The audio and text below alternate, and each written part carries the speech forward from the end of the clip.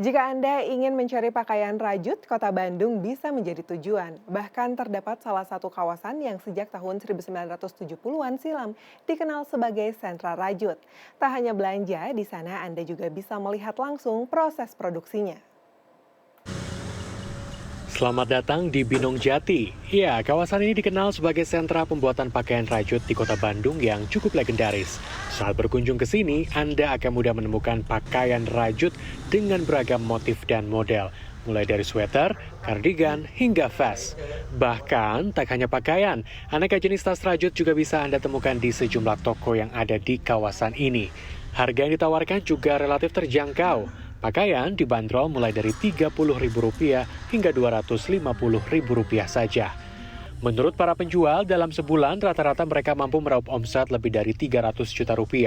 Pakaian rajut yang diproduksi ini tak hanya dipasarkan di wilayah Bandung saja, tapi juga daerah lain seperti Cirebon dan Jakarta.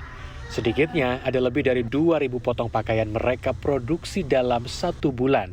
Dengan banyaknya permintaan, mereka dituntut untuk terus berinovasi dalam membuat model pakaian rajut. Kadang 3.000, kadang 5.000 pieces, ya. Itu yang tergantung Tergantung pesanan. Tapi itu bukan pakai mesin manual ya, jadi pakai komputer. Sekarang kita selalu berinovasi dalam hal model seperti itu, Kang. Terus lagi pula kita juga mencari model paling hit nih zaman sekarang itu seperti apa. Kita cari tahu ke beberapa mahasiswa yang banyak magang di toko kita juga, Kang. Ini model yang paling digemari oleh ABG apa sih? Jadi kita itu menjangkaunya dari anak-anak sampai orang tua. Diakui para pembeli, saat ini pakaian rajut mudah ditemukan di pasaran.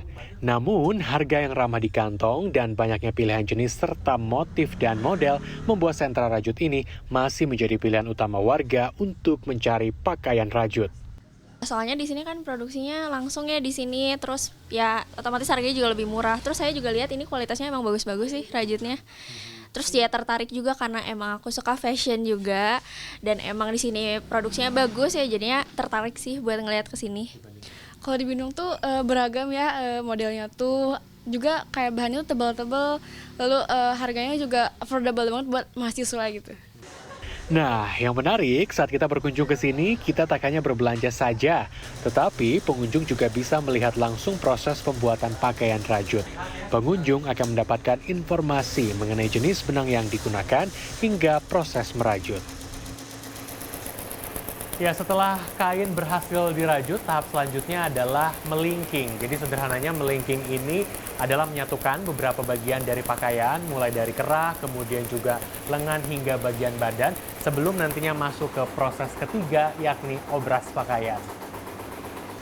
Ketua Paguyuban Perajin Rajut Binong Suhaya Wondo menyebut sentra rajut Binong mulai ada sejak 1970-an.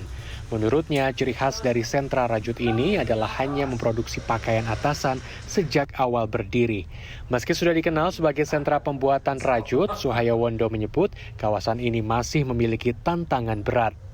Kalau untuk tantangan Binong Jati, dari dulu cita-cita pribadi maupun masyarakat pengrajin ingin jadi wisata belanja. Wisata produksinya sudah ada. Jadi yang banyak ke sini itu kunjungan itu kebanyakan wisata produksi. Untuk hasil penjualannya mereka terkendala oleh infrastruktur itu sendiri.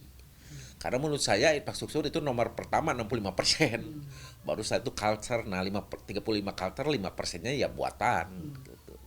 Jadi saya sangat setuju kali kalau Binong Jati memang dibikin etalase untuk kampung rajutnya itu sendiri. Itu yang belum ada ya? Betul. Dari dulu itu harapan besar itu 2008 sampai sekarang. Suhaya Wondo menambahkan sudah ada sejak 1970-an, setidaknya ada lebih dari 200 rumah di kawasan Binong Jati ini yang setiap hari memproduksi pakaian rajut. Tim Liputan CNN Indonesia, Bandung, Jawa Barat.